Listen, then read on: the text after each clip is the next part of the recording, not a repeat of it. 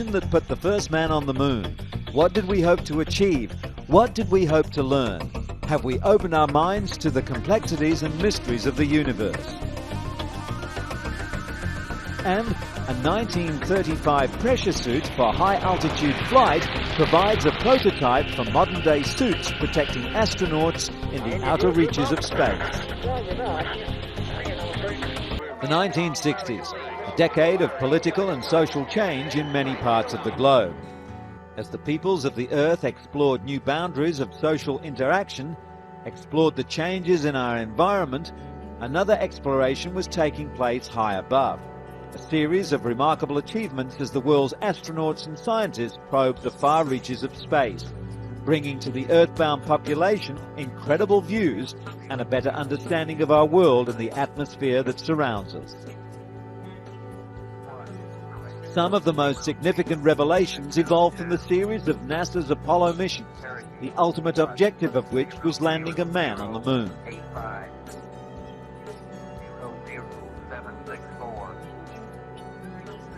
Whilst the Earth continued its evolution as we knew it, most of the world's millions were unaware of the activities in space in preparation for a lunar landing.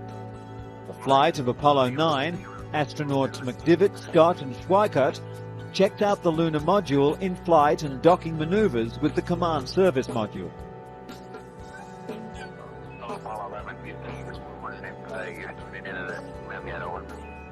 On Apollo 10, the crew of Thomas Stafford, John Young and Eugene Cernan took the spacecraft to the vicinity of the moon, where the lunar module closed to within 16 kilometers of the surface before redocking with the orbiting command module. At long last, the Kennedy Space Center was set for the Apollo 11 mission that would put two men, Neil Armstrong and Edwin Aldrin Jr., on the moon, while Michael Collins waited for them in the command module, Columbia. Go, Jinsey, go, Econ, go, Surgeon, go, Comward, go for undocking. In July 1969, with billions of people waiting, watching and listening to this extraordinary voyage, the spaceship Columbia approached the moon. The moment that so many dedicated personnel on the space program had dreamed of was near at hand. Roger, hot in the hood. Roger.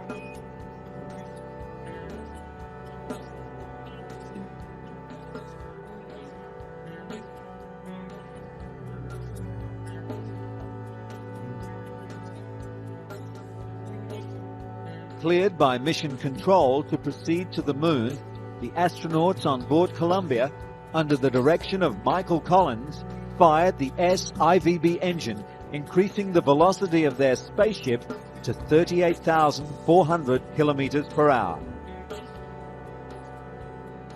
Okay, all flight controllers, go for landing. Retro, go. Final, go. Right, go. Go. Falcon, go. GSC, go. Econ, go. Surgeon, go. Capcom, On the 20th of July, 1969, a Sunday in the United States, Neil Armstrong and Buzz Aldrin occupied and powered up the lunar module Eagle and deployed its landing legs. The two craft separated at 1:46 p.m. Collins fired the command module rockets to move about 3 kilometers away. Flying feet first, face down, Armstrong and Aldrin fired Eagle's descent engine at 3:08 p.m. 40 minutes later, as the command module emerged from behind the moon, Collins reported, "Everything is going just swimmingly." Two astronauts guided the Eagle into elliptical orbit. Armstrong throttled the engine at 4:05 p.m. to slow its descent.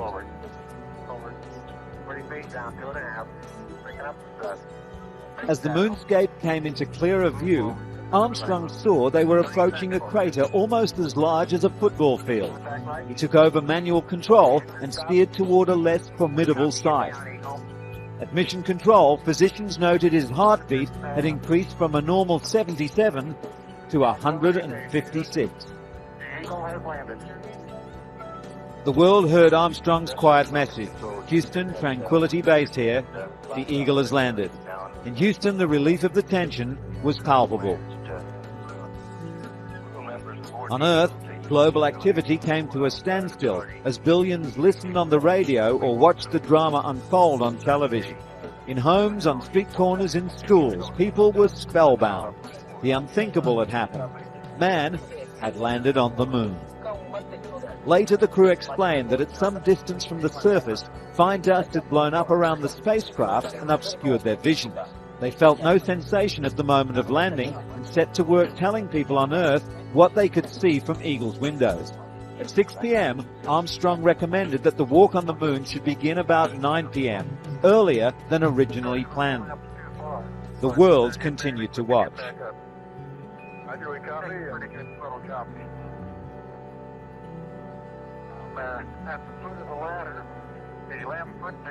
Later than he proposed, but still 5 hours ahead of schedule, Armstrong opened the hatch and squeezed through it at 10:39 p.m. He wore 38 kilograms of equipment on his back, containing the portable life support and communication system. On the moon, the weight amounted to only 6.3 kilograms. Wriggling through the hatch, Armstrong cautiously proceeded down the 9-step ladder. He paused at the second step to pull a ring to deploy a television camera, mounted to follow his movements as he climbed down. At 10:56 p.m., he planted his left foot on the moon. Then the words that were to take their place among the great phrases of history. That's one small step for man, one giant leap for mankind. And the world watched and marveled.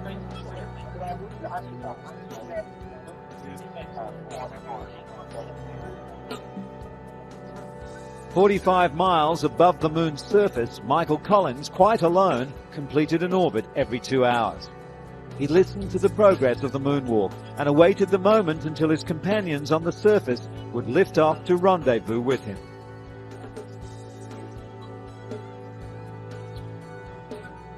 "30 times he saw the Earth rise over the horizon of the moon.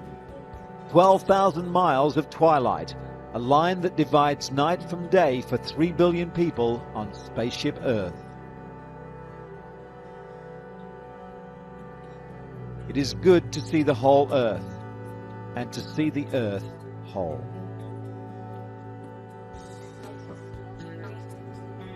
At 1:54 p.m. on the 21st of July, after 22 hours on the lunar surface, Aldrin fired the ascent stage engine of the lunar module. It functioned perfectly. Within this strange ship, 2 astronauts and a treasure, triple-sealed, vacuum boxes of rocks and soil from the surface of the moon. Locked within these rocks were secrets of the ages, to be studied and deciphered by the scientists of Earth. Would the answers we were seeking be revealed? The age of the moon, the age of the sun, how the moon was formed, how life began. Was there ever life on the moon? Was the moon once molten and volcanic, or has it always been cold and dead? Was it once part of the Earth, or was it a wandering planet captured by the Earth eons ago? How hot was the sun 3 billion years ago? Would answers be found for these questions that for centuries have tested the minds of scientists and astronomers and thinkers? Once Armstrong and Aldrin had docked with the command module at 5:35 p.m., the 2 moon explorers and their precious cargo of moon rocks transferred to Columbia.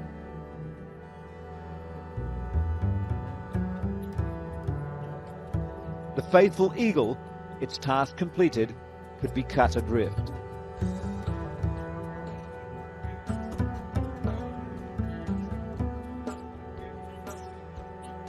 Collins touched off the main engine at 12:55 a.m. on the 22nd of July, while on the far side of the moon, and the astronauts headed for home. Columbia fired out of lunar orbit to begin its 3-day fall back to Earth, where the recovery fleet was waiting for its splashdown back in the Pacific Ocean.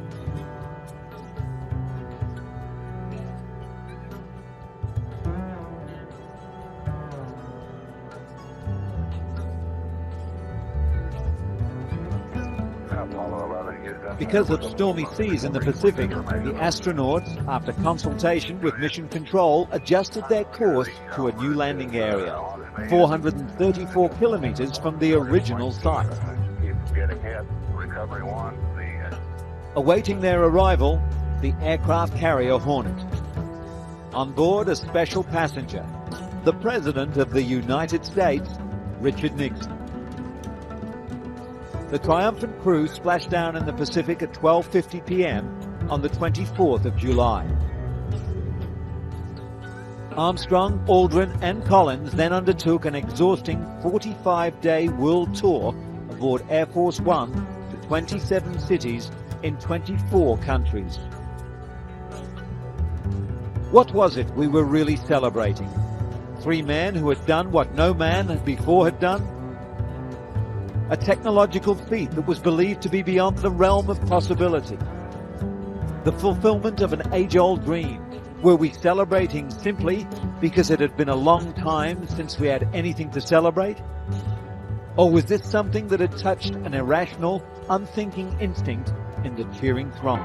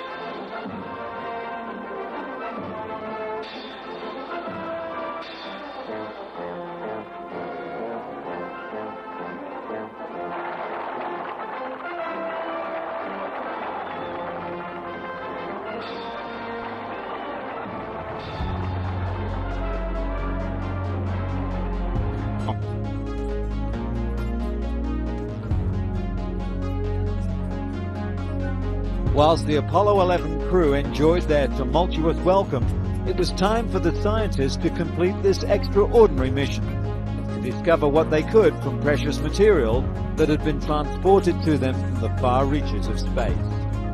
What secrets would be revealed?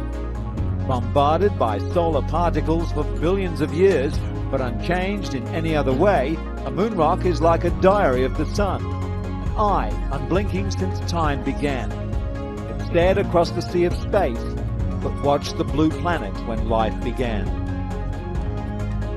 Unrubbed by wind, unwashed by rain. Remembered in these rocks are ancient sunspots, solar flares, solar storms, whose fiery arms reached out a million miles.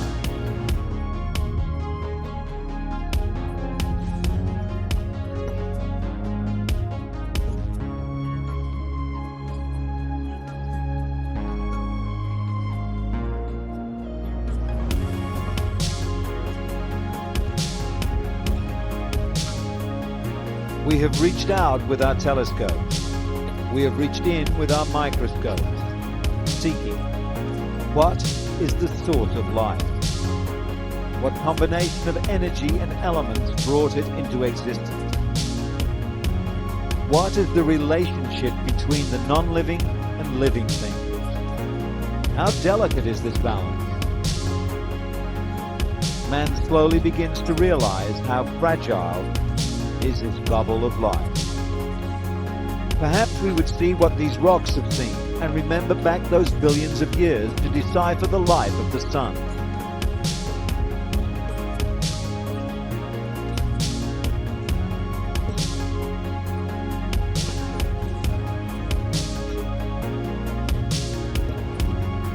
Ours is one sun in a sea of suns, more plentiful than all the grains of sand on all the shores, all the seas of planet Earth.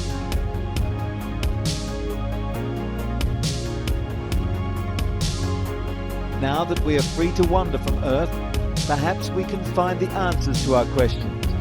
Someday, we may know where we've come from, where we are going. We may know where is the end, where is the beginning. We have walked on the moon. we open our minds to the complexities and mysteries of the universe.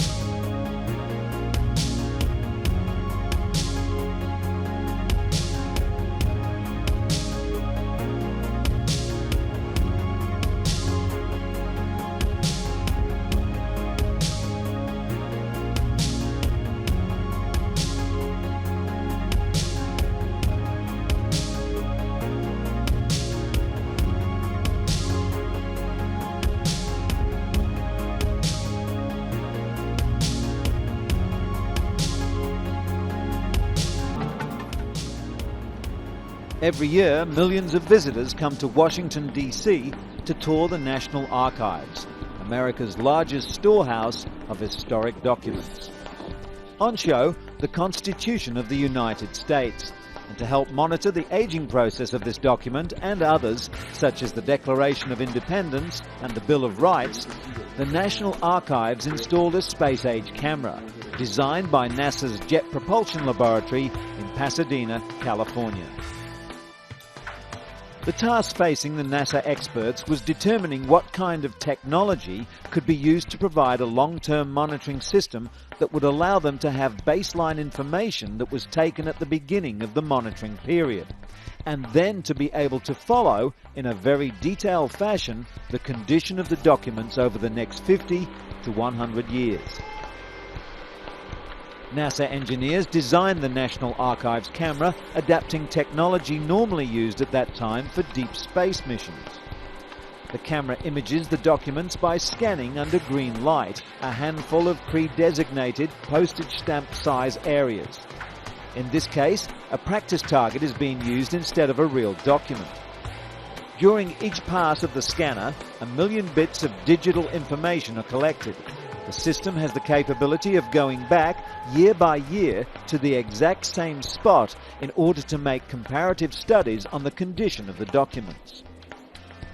In addition, a whole variety of image processing techniques can be used. In the case of the first two letters of the Constitution, the W and E of we, the people, the black and white image can be color enhanced to more easily see areas where ink has flaked off the parchment. The process also assists curators in keeping track of any loss in the quality of the parchment that may occur while it's on display.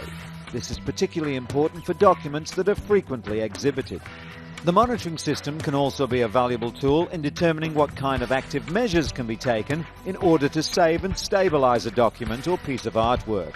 The imaging system represents a down-to-earth use of the newest technology to preserve the oldest treasures of our civilization. And while newer technology has its place in preserving older documents, older technology has played its part in the development of space-age techniques. The flamboyant aviator Wiley Post proved the first real pressure suit when he flew his plane, the Winnie Mae, on a series of high-altitude flights in 1935. Years later, many suits for space evolved based on Post design. There were even designs that never made it. This lunar module was developed at a time when it was uncertain whether the moon's surface could support a person's weight. Our first spacesuits were direct adaptations from Navy and Air Force high-altitude pressure garments. John Glenn, America's first astronaut to orbit the Earth, wore one of these during the flight of Friendship 7 in 1962. Later, astronaut Ed White made history as America's first spacewalker. For the first time, the suits had to withstand the open vacuum of space outside the capsule and protect the astronauts from extreme temperatures and micrometeorites. To land astronauts on the moon, a different set of functions was required. A full range of physical movement was necessary to carry out exploration of the lunar surface. These suits were custom made. Each seam was tailored by hand. Gloves were molded from the hands of the astronauts. Cooling was provided by this liquid-cooled undergarment. The suit consisted of a pressure barrier and multiple layers of a thermal, micrometeorite and abrasion-resistant material. The shuttle required yet another spacesuit concept. The modular design could be converted to fit any astronaut. And then there was the Zero pre-breathe suit, targeted for use on the space station. In the underwater test facility that simulates space conditions, astronauts evaluate the suit components while practicing the assembly of space station structures. This suit was designed to eliminate the extensive onboard preparation required before working in space. Not only would it be more efficient, but the savings in time would allow astronauts to respond to emergencies immediately. Through time, spacesuits have evolved from limited mobility systems to the present, where we are seeing more and more sophistication for use on the space station and beyond.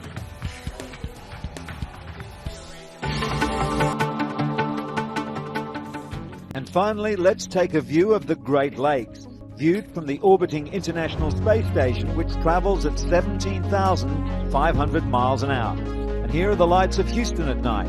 It's amazing to be able to float to the station window and see several countries at the same time. Here we see from Italy all the way to Turkey.